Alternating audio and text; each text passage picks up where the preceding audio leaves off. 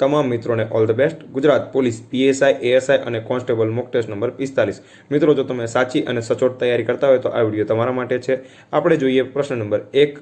નીચે આપેલ સ્તંભ લેખોની વિગતમાંથી કયું સત્ય છે તે જણાવો। નીચે આપેલ સ્તંભ લેખોની વિગતમાંથી કયું સત્ય છે તે જણાવો। તો આપણે વિગત જોઈએ એટલે કે વિધાન જોઈએ। વિધાન નંબર 1। સ્તંભ લેખો એક શિલાલેખમાંથી બનાવેલા હતા, આ સત્ય છે। વિધાન નંબર 2। સમ્રાટ અશોકના ધર્માજ્ઞાઓ કોતરેલા સ્તંભ લેખો શિલ્પકલાના ઉત્તમ નમૂના છે, બરોબર છે, આ સત્ય છે।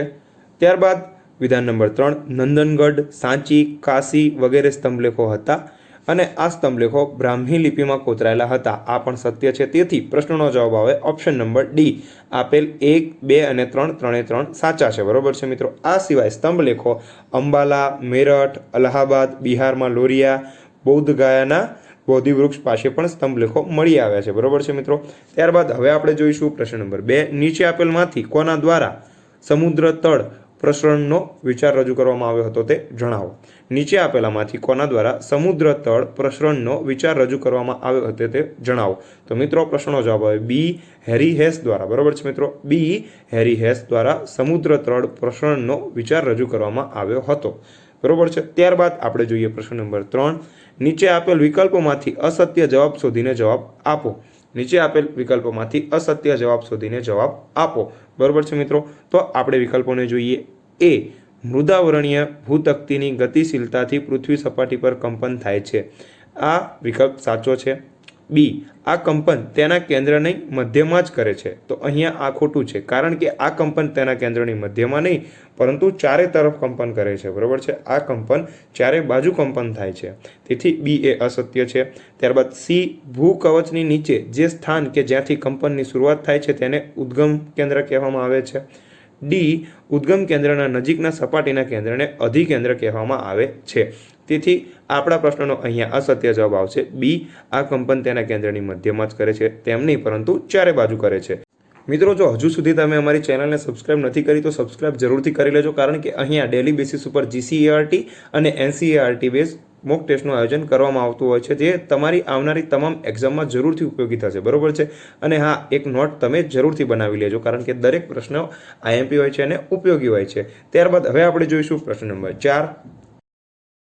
નીચે આપેલ મંદિર અને તેની શૈલીમાં સત્ય જવાબ હોય તેવો આપો, બરોબર છે। તો અહીંયા આપણે પહેલા વિધાન જોઈએ। 1, મોઢેરાનું સૂર્ય મંદિર નાગર શૈલીમાં। 2, મીનાક્ષી મંદિર દ્રવિડ શૈલીમાં। 3, હોયસળેશ્વર મંદિર દ્રવિડ શૈલીમાં, બરોબર છે। તો અહીંયા પ્રશ્નનો જવાબ આવશે મિત્રો બી, માત્ર 1 અને 2, એટલે કે મોઢેરાનું સૂર્ય મંદિર નાગર શૈલીમાં સાચું છે, મીનાક્ષી મંદિર દ્રવિડ શૈલીમાં સાચું છે, પરંતુ હોયસળેશ્વર મંદિર દ્રવિડ શૈલીની પણ વેસર શૈલી આવશે, બરોબર છે। તેથી પ્રશ્નનો જવાબ આવશે બી, માત્ર 1 અને 2 સાચા છે। ત્યારબાદ પ્રશ્ન નંબર 5।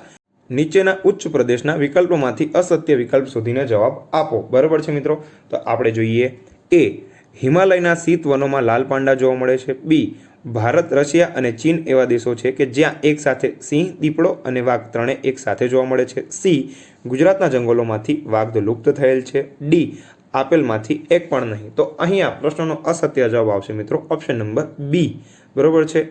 દુનિયામાં એકમાત્ર ભારત જ એવો દેશ છે કે જ્યાં એક સાથે સિંહ, દીપડો અને વાઘ ત્રણે જોવા મળે છે, બરોબર છે। ભારત એકમાત્ર દેશ છે, રશિયા અને ચીન નહીં આવે, તેથી અહીંયા અસત્ય જવાબ છે બી।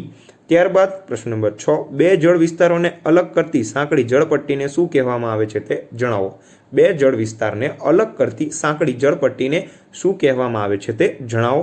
તો પ્રશ્નનો જવાબ આવશે ડી, સામુદ્રધુની, બરોબર છે મિત્રો, ડી, સામુદ્રધુની। બે જળ વિસ્તારને અલગ કરતી સાંકડી જળપટ્ટીને સામુદ્રધુની કહેવામાં આવે છે। દરેક પ્રશ્નોને મિત્રો નોટ કરતા રહેજો, કારણ કે તમારી આવનારી દરેક એક્ઝામમાં કામ આવશે। ત્યારબાદ પ્રશ્ન નંબર 7। નીચે આપેલમાંથી કયું વિધાન સત્ય છે તે જણાવો, બરોબર છે। વિધાન નંબર 1। ચંદ્રગુપ્ત પછી તેના પ્રતાપી પુત્ર સમુદ્રગુપ્ત ગાદી પર આવ્યા હતા। 2, સમુદ્રગુપ્તના સમયની માહિતી પ્રયાગરાજના સ્તંભલેખ અને તેમના સિક્કાઓમાંથી પ્રાપ્ત થાય છે। 3, દક્ષિણમાં તેમના દ્વારા 12 જેટલા રાજાઓને હરાવવામાં આવ્યા હતા। અને 4, રાજ્યનો વહીવટ ચલાવવા રાજ્યપાલો અને અધિકારીઓની નિમણૂક કરવામાં આવતી હતી, બરોબર છે મિત્રો। તો અહીંયા આપેલ ચારે ચાર વિધાનો એકદમ સત્ય છે, તેથી પ્રશ્નનો જવાબ આવશે ડી, આપેલ તમામ સત્ય છે, બરોબર છે। પ્રશ્નનો જવાબ આવશે ડી, આપેલ તમામ સત્ય છે। ત્યારબાદ પ્રશ્ન નંબર 8। નીચેનામાંથી માંગરોળ તાલુકો કયા જિલ્લામાં આવેલ છે તે જણાવો। નીચેનામાંથી માંગરોળ તાલુકો કયા જિલ્લામાં આવેલ છે તે જણાવો. તો પ્રશ્નનો જવાબ આવશે ડી, સુરત ખાતે. બરોબર છે, માંગરોળ તાલુકો સુરત ખાતે આવેલો છે અને સુરતમાં કુલ 10 તાલુકાઓ છે. પ્રશ્ન નંબર 9, નીચે આપેલમાંથી કોણ 10 કુમાર ચરિતના રચયિતા હતા તે જણાવો. નીચે આપેલમાંથી કોણ 10 કુમાર ચરિતના રચયિતા હતા તે જણાવો. તો પ્રશ્નનો જવાબ આવશે બી, દંડી. બરોબર છે મિત્રો, બી, દંડી જે 10 કુમાર ચરિતના રચયિતા હતા. ત્યારબાદ પ્રશ્ન નંબર 10, નીચે આપેલમાંથી અસત્ય વિકલ્પ શોધીને જવાબ આપો. નીચે આપેલમાંથી અસત્ય વિકલ્પ શોધીને જવાબ આપો. આપણે વિકલ્પો જોઈએ. એ, ડાંગર ઉષ્ણકટિબંધીય પાક છે, આ સત્ય છે. બી, ઘઉં સમશીતોષ્ણકટિબંધીય પાક છે, આ પણ સત્ય છે. સી, મકાઈ એ ધાન્ય ખરીફ પાક છે, આ પણ સત્ય છે. તેથી પ્રશ્નનો જવાબ આવશે ડી, આપેલમાંથી એક પણ નહીં. અહીંયા એક પણ અસત્ય નથી, એટલે કે તમામ સત્ય છે.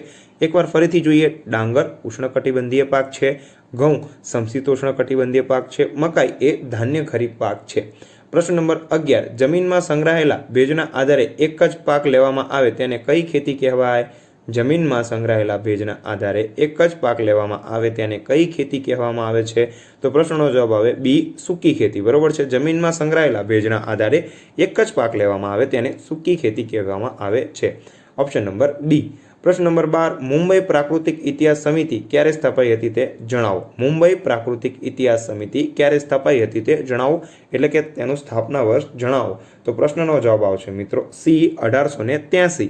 સી, 1883માં મુંબઈ પ્રાકૃતિક ઇતિહાસ સમિતિની રચના કરવામાં આવી હતી. સી, 1883. ત્યારબાદ જોઈએ આપણે પ્રશ્ન નંબર 13, નીચેનામાંથી સાણા ગુફા વિશે કઈ માહિતી અસત્ય છે તે જણાવો. બરોબર છે, તો આપણે માહિતી જોઈએ. એ, જુનાગઢ જિલ્લામાં સાણા ડુંગર ઉપર આ ગુફા આવેલ છે. બી, અહીંયા કુલ 70 જેટલી ગુફા આવેલ છે. તો પ્રશ્નનો જવાબ આવશે મિત્રો સી, એ અને બી બંને અસત્ય છે.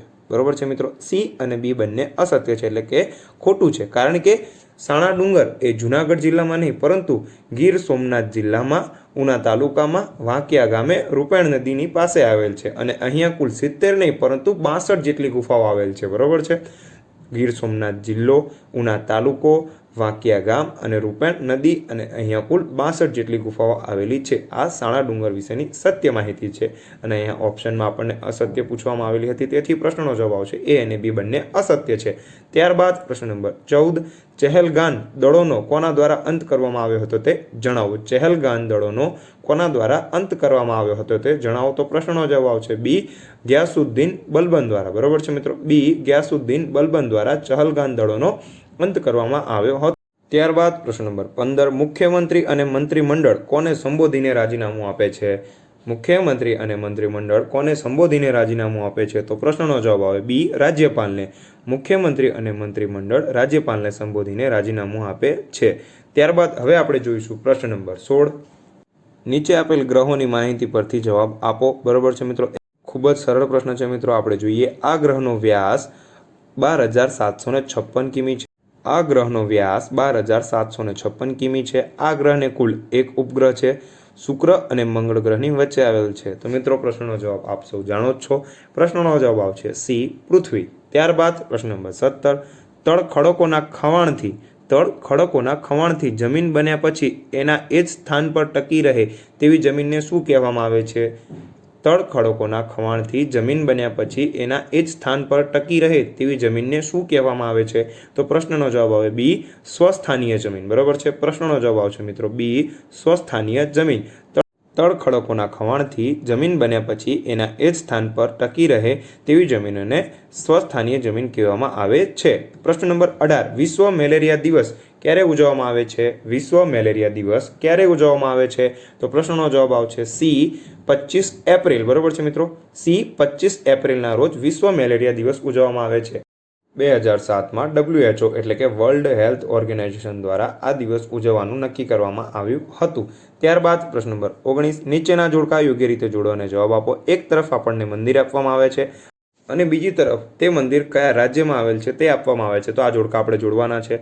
તો પ્રશ્નનો સાચો જવાબ આવશે મિત્રો અહીંયા બી, એટલે કે પહેલામાં એ, બીજામાં બી અને ત્રીજામાં સી. વધારે માહિતીથી આપણે જોઈએ તો વિરુપાક્ષ મંદિર જે કર્ણાટક ખાતે આવેલું છે, પરશુરામેશ્વર મંદિર જે ઓડિશા ખાતે આવેલું છે અને મહાબલીપુરમ જે તમિલનાડુ ખાતે આવેલું છે. બરોબર છે, વિરુપાક્ષ મંદિર પટદકલ કર્ણાટક, પરશુરામેશ્વર મંદિર ભુવનેશ્વર ઓડિશા અને મહાબલીપુરમ તમિલનાડુ ખાતે આવેલું છે. પ્રશ્નનો જવાબ આવશે બી. ત્યારબાદ પ્રશ્ન નંબર 20. મિત્રો આ પ્રશ્નનો જવાબ તમારે નીચે કોમેન્ટ બોક્સમાં આપવાનો છે. 20માંથી તમારે કેટલા સાચા પડ્યા તેમને જરૂરથી જણાવજો. પ્રશ્ન નંબર 20. દ્વીપકલ્પીય નદીઓમાં સૌથી મોટી નદી કઈ છે તે જણાવો. દ્વીપકલ્પીય નદીઓમાં સૌથી મોટી નદી કઈ છે તે જણાવો. કોમેન્ટ બોક્સમાં જરૂરથી જણાવજો. આવા જ બીજા વિડીયોને જોવા માટે અમારી ચેનલને સબસ્ક્રાઇબ કરો, વિડીયોને શેર કરો, વિડીયોને લાઇક કરો અને તમારા ગવર્મેન્ટ એક્ઝામની તૈયારી કરતા મિત્રો સાથે ચેનલને જરૂરથી શેર કરજો. મિત્રો એક નોટ જરૂરથી બનાવી લેજો. કોઈપણ પ્રશ્નમાં કોઈપણ પ્રકારની ભૂલ જણાય તો કોમેન્ટ દ્વારા જરૂરથી જણાવજો. જય હિન્દ, જય ભારત. આવનારી તમામ એક્ઝામ માટે મિત્રો તમને બધાને ઓલ ધ બેસ્ટ. ફરી મળીશું આ વિડીયો સાથે. All the best.